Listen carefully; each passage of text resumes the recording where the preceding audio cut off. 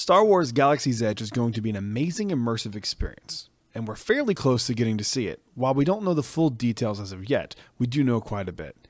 Here is everything we know about this land as of now. The land itself. While details are still slim, we do know that the 14-acre land will be a highly themed, highly immersive, highly interactive land. The land takes place on the planet called Batuu in the unknown regions of space, and is the last stop before wild space. The place on the planet guests will be exploring is called Black Spire Outpost, where there are a ton of things to explore. For more backstory on Black Spire Outpost, check out the book Thrawn Alliances. While in the land, guests will accumulate a reputation based on how they interact with people and things around in the land, which will offer guests a personal, immersive experience. We also know that they have made a fleet of X-Wings and they'll be throughout the land, fully to scale. The Toydarian Toy Store. This was announced at an event called Galactic Knights at Disney's Hollywood Studios, and they announced that a part of the marketplace in Black Spire Outpost, they will have in-universe merchandise, meaning not your typical t-shirts and mugs here. They will have low-cats and AT-ATs that appear to be made out of sheet metal. Looks very interesting. Restaurants. Way back for Disneyland's 60th anniversary, they did a special that gave us the first look of the Star Wars experience, which eventually became to be known as Galaxy's Edge, and they mentioned at a restaurant where you could go upscale at the planet's best dinner club. Now, this particular restaurant has not been expounded upon in any subsequent press releases, but last year at Star Wars Celebration, they did announce that a restaurant likely to be a quick service location was coming to Galaxy's Edge. And the cool part about it is it had pod racing engine hanging from the ceiling that, quote, cooks the meat. Just a few weeks ago, they announced the name of the cantina, because no Star Wars planet would be complete without a cantina. Oga's Cantina was announced as the name, and some concept art was also released. Looks fascinating. I just hope we hear more about the high-end restaurant, and I hope that didn't get cut from the land.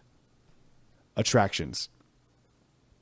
We know there will be 2 attractions. One we know more details of than the other, but let's start with the attraction that I'm most excited for, and that is hands down what I've been calling the Battle Escape attraction. Don't get me wrong, I'm very excited to fly the Falcon and all, but the prospect of going up on a dreadnought and finding my way back to Batuu is mind-blowing to me. What do we know about this mysterious attraction? Well, the ride vehicles were shown off alongside the model for the land at D23 last year, and it looks similar to the Spider-Man ride vehicle from Universal, only with the R5 unit in front of the vehicle to guide you. We also know there are 2 life-size, fully to scale AT-ATs in the attraction that will play a role in some manner to the attraction.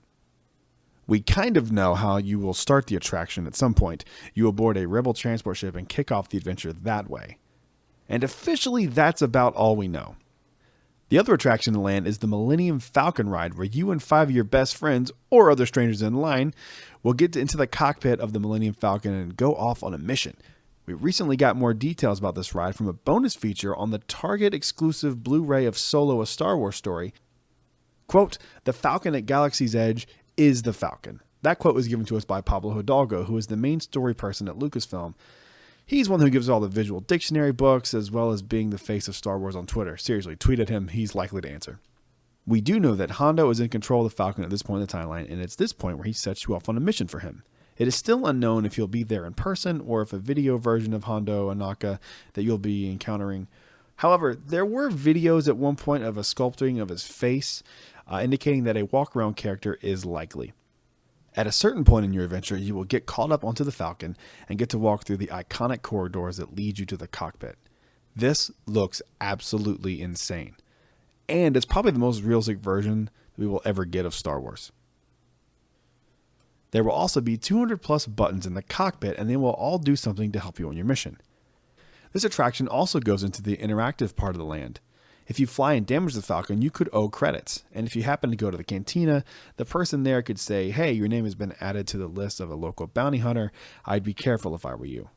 So that is about all we officially know. But I do know one thing. This land is going to be absolutely an amazing experience, and I, for one, will be there opening day at Disneyland and here in Orlando in 2019. I hope you enjoyed this video, and thanks for watching. Hit subscribe down below, and like and share with your friends. Also down below in the comments, I'd like to know what you're most looking forward to in this land. Is it the Cantina, the Falcon, Battle Escape, something else?